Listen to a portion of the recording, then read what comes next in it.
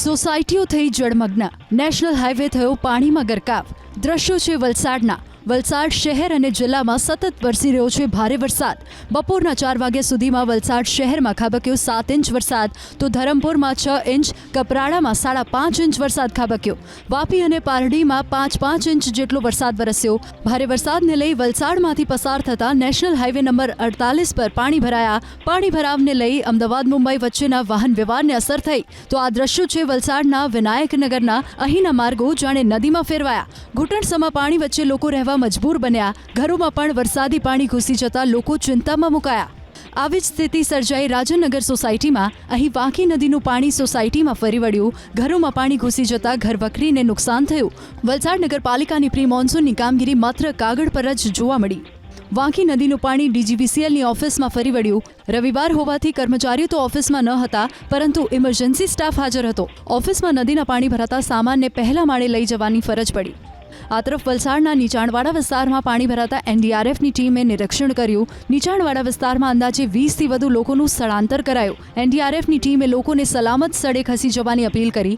NDRF દ્વારા નીચાણવાળા વિસ્તારમાં રહેતા લોકોની ભોજન અને પાણીની પણ વ્યવસ્થા કરવામાં આવી. વલસાડના ભાગડાવાડા અને કોસંબા રોડ પર પાણી ભરાતા વાહન ચાલકોને હાલાકી વેઠવી પડી. ઘૂંટણસમા પાણીમાંથી વાહન ચાલકોને પસાર થવું પડ્યું. ભારે વરસાદને લઈ ઔરંગા નદી બે કાંઠે વહેતી થઈ. કેલાસ રોડ પરનો કોઝવે ઔરંગા નદીના પાણીમાં ગરકાવ થયો.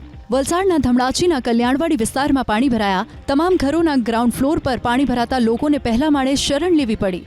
ગામના સરપંચના ઘરે પણ પાણી ભરાયા. ભારે વરસાદને લઈ ઉદવાડામાં પણ પાણી ભરાયા. ઉદવાડાથી બગવાડા જતા સારણ રોડ પર પાણી ભરાતા રોડને બંધ કરાયો. કેટલાક ઘરોમાં પણ પાણી ઘૂસ્યા. તિથલમાં ભારે વરસાદને લઈ રસ્તા પર જળબંબાકારની સ્થિતિ સર્જાઈ. પારડી તાલુકામાં ભારે વરસાદને લઈ રસ્તા અને કોઝવે પાણીમાં ગરકાવ થયા. પારડીના અંબાચા પરિયા રોડ પર પાણી ફરી વળ્યા. લોકો જીવને જોખમમાં મૂકી અહીંથી પસાર થતા જોવા મળ્યા. અંબાચા નજીક કેડસમા પાણી વચ્ચે એક કાર ચાલક પસાર થયો. સદનસીબે કાર ચાલક હેમખેમ પસાર થયો.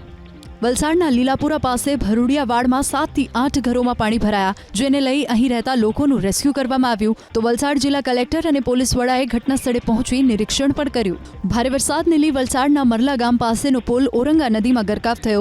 પુલ પરથી વાહન વ્યવહાર બંધ કરાયો. વાપીમાં સતત બીજા દિવસે મુશળધાર વરસાદ વરસતા જળબંબાકારની સ્થિતિ સર્જાઈ. વાપીમાં 2 દિવસમાં 17 ઇંચથી વધુ વરસાદ ખાબક્યો છે. શહેરના પોશ એવા ગુંજન વિસ્તારમાં પાણી ભરાયા છે, તો રસ્તા પણ પાણીમાં ગરકાવ થયા. વાપીની દમણગંગા નદીમાં એક ટેમ્પો ચાલક તણાયો. ટેમ્પોને દોરડાથી બાંધીને ચાલકને સહી સલામત બચાવી લેવાયો.